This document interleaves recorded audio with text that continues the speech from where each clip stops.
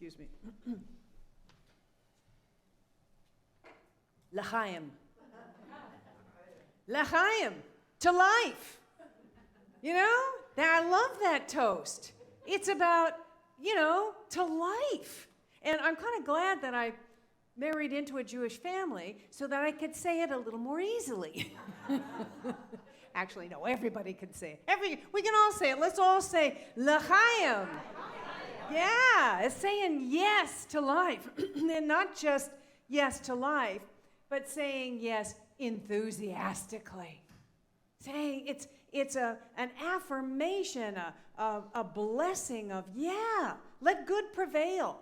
Let life prevail. Life is good. And it kind of comes with a feeling of, I got this, I got this, no problem. I am empowered to face any situation in my life, even the challenging ones, with enthusiasm, as long as I am connected with that infinite divine life within me, right? Now that's my interpretation, not the official one, just so you know. But it's very much related to the power that we are exploring today, which is the power of zeal, right? The power of zeal. That's our power of enthusiasm, audacity, and devotion. As you probably know, we're all taking one power and focusing on it for the month, right? And these powers are the energy centers within us, those centers that we are connected with our spiritual power, specific aspects of our spiritual power, and they're innate. They're in us. So we just want to explore them so that we know, we're getting the full bang for our buck here, and we want to activate them. We want to connect with them. We want to activate them. And we want to know, how to use it correctly, because all of the powers, including zeal, can be misused. So we're going to talk about that a little bit later. In the meantime, who knows where the power of zeal is located? And if you're online, you can put that in the chat. Reverend Pat, let me see. Do you know? Anybody else know? Go ahead, tell us. The back of the head. Yeah. At the top of the spine. Back of the neck here, right. I think of it as giving power to our word. This is sort of enthusiastic forward motion towards our stated intention that we do with gusto, right? And it's an energy. We're generating an energy, but it's not just any energy, it's a focused energy.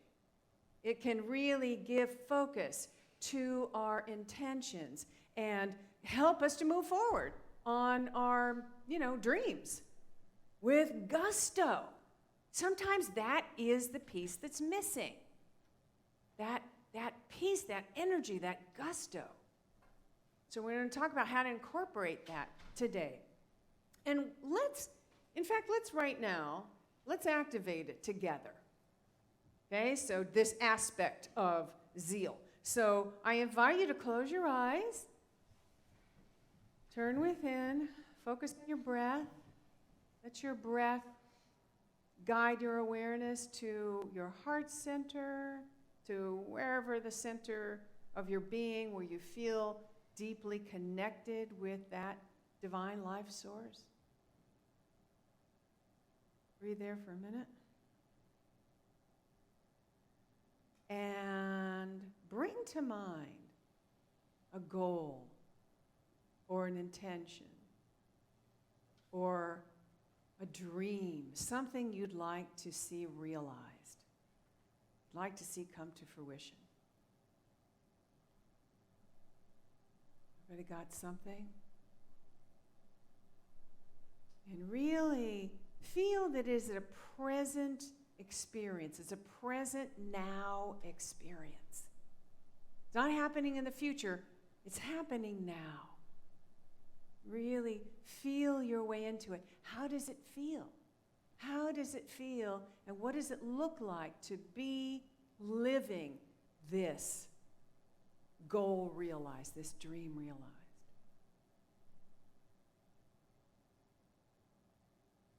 see and feel into it. And now, I'm going to ask you to take some really deep breaths, like that ujjayi breath. Really continue to breathe deeply in and out. So you can hear your breath. You're generating some energy now. And begin to direct that energy to the back of your neck, that center of zeal. Feel it coming alive now. It's waking up. It's coming alive. It's being activated. You can even see it glowing. If it's helpful for you, orange is the color associated with zeal, so you might want to see it glowing orange. And keep breathing into it and feel that energy that is vibrating, coming alive, moving out of your throat, and you're focusing that energy now to the thing that you are desiring, the goal, the vision realized. And you're going to repeat with me after this affirmation, yes, I welcome this. Yes, I welcome this. Yes, I choose this. Yes, I choose this. Yes, I accept this. Yes, I accept this. And so it is. Okay, open your eyes. And that's just something you might want to, work on. Try it once or twice a day and really see how, really kind of feel how that energy is coagulating around that idea, that goal, that vision that you have. It's coagulating energy. It's giving it power, right, to manifest. You might want to do that twice a day. Don't do it before bed, though. I did this before bed. I could not sleep. You're generating energy, so you don't want to do it before bed. So Charles Fillmore said that zeal is the great universal force impelling humankind to spring forward in a field of endeavor and accomplish the seemingly miraculous. Accomplish the seemingly miraculous. There's Linda Martellowitz, it says in her book, Divine Audacity, you have to be pretty audacious to move boldly beyond perceived limitations.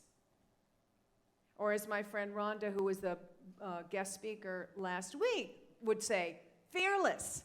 You got to be fearless. Well, activating that power of zeal, gives us the audacity to move boldly beyond perceived limitations, beyond fear, so that we can realize our dreams and live an inspired life.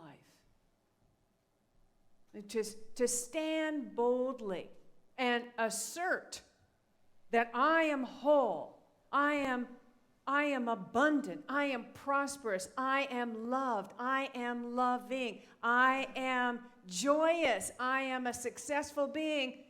To assert that sometimes in the midst of all evidence to the contrary, that takes audacity. So I want to share with you a story that I heard about recently, and of a person who absolutely embodies that quality, has learned to really harness that quality of audacity. Tereri Trent grew up in a rural village in Zimbabwe in the late 70s, early 80s. And when she was 11 years old, her parents sold her off into marriage. 11. Yeah. This still happens, folks, in certain places of the world. I mean, it's just nuts. Basically for a price of a cow. you know, and to a man who beat her. But Tereri was plucky. She didn't let anything deter her. She was not going to let any of those circumstances deter her. She wanted to learn to read and write. And for a girl, you know, in that area, at that time, that was not possible. So what she did is while her husband was away working, she borrowed her brother's school books and taught herself to read and write and any other thing that she could learn from these school books. You know, she had an unquenchable thirst for education. But of course, you know, again, by the time she was 18, she had 3 kids. She's a girl living in this rural village, still under the thumb of, you know, this man. It was seemingly impossible, right? It seemed impossible. But as someone once said to me, impossible literally spells I'm possible. You heard that? I'm possible. And so shortly after her 18th birthday, there was an organization that came in to help in this village. And one person from that organization, aid organization, whose name was Joe Luck, talked to her and said, "What are your dreams?" You know, and told her that if you believe in your dreams enough, it's achievable. And so Tereri was a little hesitant to speak them out loud. And so Ms. Luck told her to write them down on a little piece of paper. And so she wrote her dreams on a piece of paper, her goals, and she folded them up, put them in a tin, and buried them in the garden, in her backyard. You want to know what was on that sheet of paper? Her first goal was to go to college and earn a bachelor's degree. Her second goal was to continue her education and earn a master's degree. Her third goal was to continue and earn a doctorate. And then the last goal was to take that education and go back to her home country and use it to help women and girls, to help improve their lives. So again, that takes audacity, right? How audacious for a teenage girl at that area to think like this, to even think like this, to even dream like this. But somehow she was able to harness this power of determination, this power of audacity, this power of zeal. And she, soon after that, she went to work for that aid organization in the local area and started saving her money. She saved every penny. And she began a correspondence course to earn her high school education. So good, right? Now, most people were like, okay, that's great. That's better than anybody else that's doing anything here. But she didn't stop there. So in 1998, she applied for and was accepted to Oklahoma State University.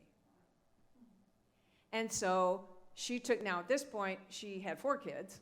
She took these 4 kids and all of her savings, and she moved to America and began attending college.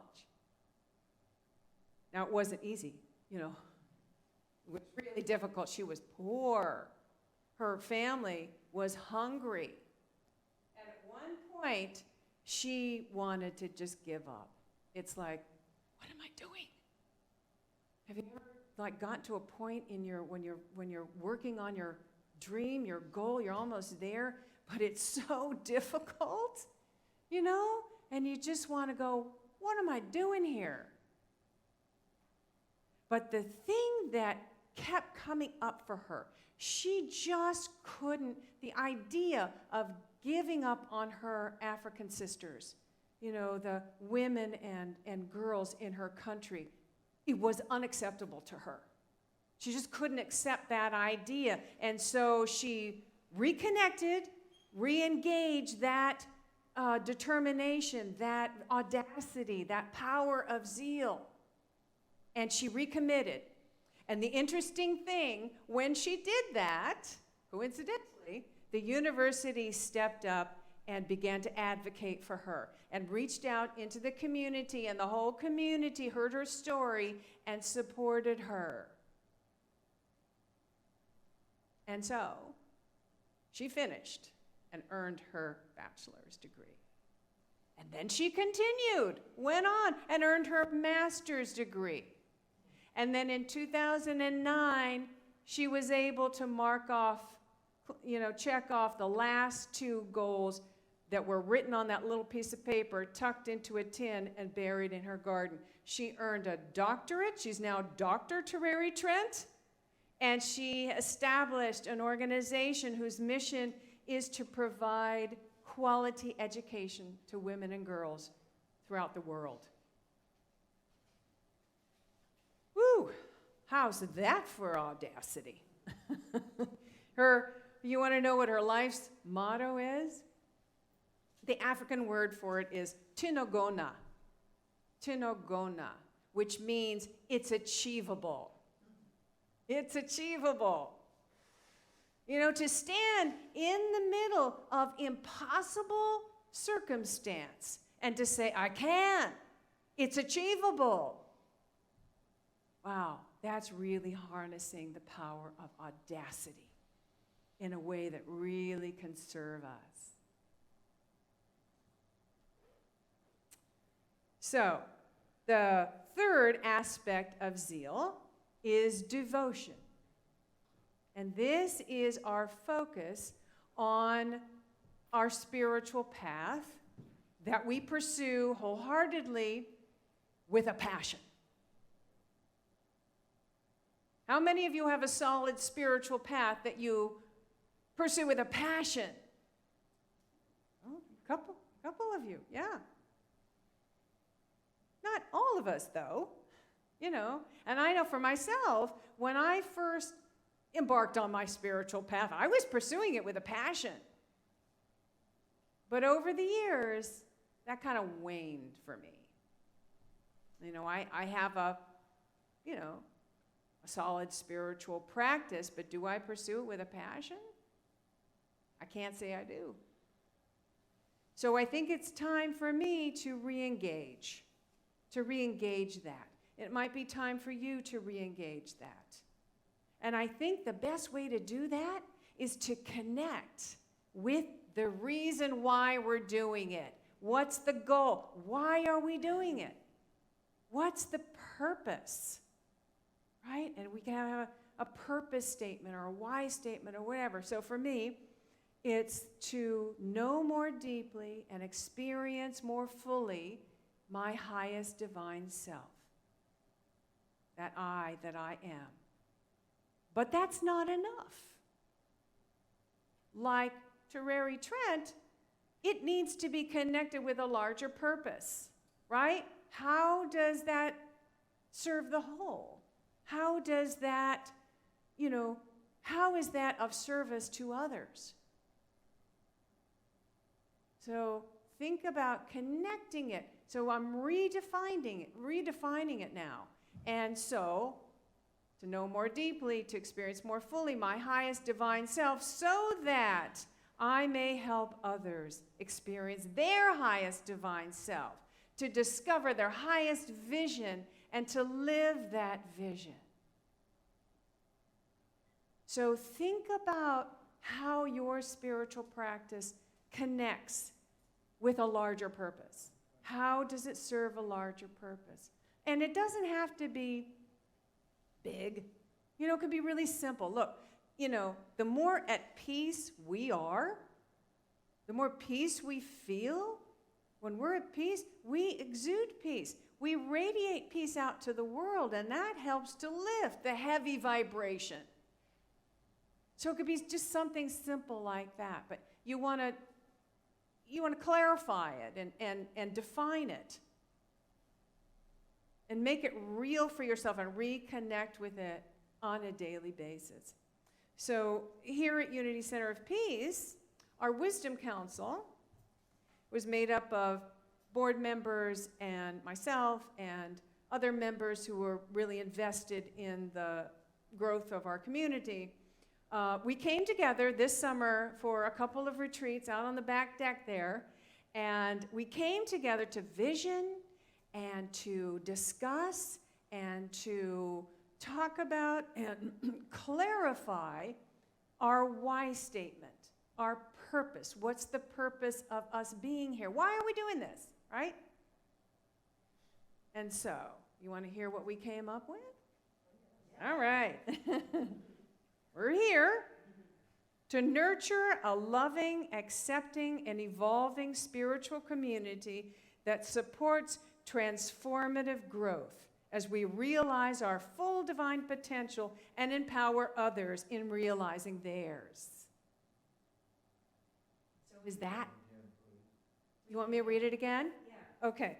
To nurture a loving, accepting, and evolving spiritual community that supports transformative growth as we realize our full divine potential and empower others in realizing theirs. Is that something we can all get behind and support? Yeah. It helps us give focus, right? To give focus to that vision with enthusiasm, with, audacity and wholeheartedness, so that it is realized. To live from that space. To live from that space, right? And to measure everything that we do from that place. And you can do that too with your personal why statement or purpose statement or whatever it is. You can measure, what your choices that you're making in your life from that place. And when you do that, you're aligned. You're living in integrity with your core, purpose. All right. Okay. So now I told you that I would share a little bit about how you can misuse zeal. You probably know. It's, people who just go off the deep end, right? There's a word for it, a term, religious zealot. And these are people who are inflexible, who believe that their way is the only way. You can only get to enlightenment by doing this. You can only get to heaven or be saved. You got to do it this way, right? You got to do it this way in order to meet those 17 virgins in heaven, or whatever it is. So, yeah. So every organized religion has some, people who go to that far end of the spectrum. That's why I love being in New Thought. We're at no risk of that. We are open at the top. We're constantly evolving. The whole growth of the New Thought movement is about evolving. We want to learn things. We want to learn new ways of doing it. We want to learn to, new ways that we can experience the divine, whatever it is, whatever it is, whatever way gets you to experiencing your divine self and having that experience of who you truly are, that I am, it's good. We want to know about it. We want to share it, and we practice different things, right? And we expand this of what, the idea of what's possible for us. That's what I love about New Thought. Ernest Holmes, who was, religious science, Centers for Science of Living, Centers for Spiritual Living, yes. He said, I am open at the top. Meaning I am open to learn more, to grow more. And Charles Fillmore said something about, and I'm misquoting here, Pat, you probably know better, but he said something about don't hold me to what I wrote 20 years ago in a book. Something like that, right? I reserve the right to change my mind. I love that. So that's kind of the foundation of being open and learning and constantly evolving.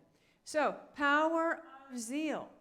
So try this exercise, incorporating that enthusiasm, that energy of enthusiasm. That is life energy, right?